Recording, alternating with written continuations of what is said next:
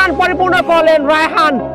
আমরা লক্ষ্য করছি আর একটি সেঞ্চুরি সানির বলে 6 হাঁকিয়ে সুদূর যুক্তরাজ্য থেকে আমাদের প্লেয়ার টেন্ট স্পন্সর করেছে। আবার বল একটি লাইভ স্পন্সর করেছেন, ভাইকে অসংখ্য ধন্যবাদ। জুলহাস আবার হাঁকিয়েছেন। পরবর্তী বল ফখরুল ইসলাম, সজোরে হাঁকানোর চেষ্টা জুলহাসের। ইসলাম সজোরে হাঁকিয়েছেন,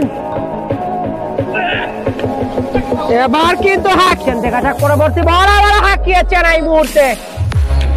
পরবর্তী বল রায়হান, এবার কিন্তু হাঁকিয়েছেন, এবার কিন্তু সজোরে হাঁকিয়েছেন রায়হান। বল এবার কিন্তু সজোরে হাঁকানোর প্রচেষ্টা এবং সফল। পঞ্চম বল করতে প্রস্তুত, এবার কিন্তু হাঁকিয়েছেন।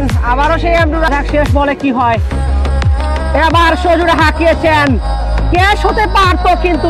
ধন্যবাদ তানভীর আহমেদকে কমেন্ট করার জন্য।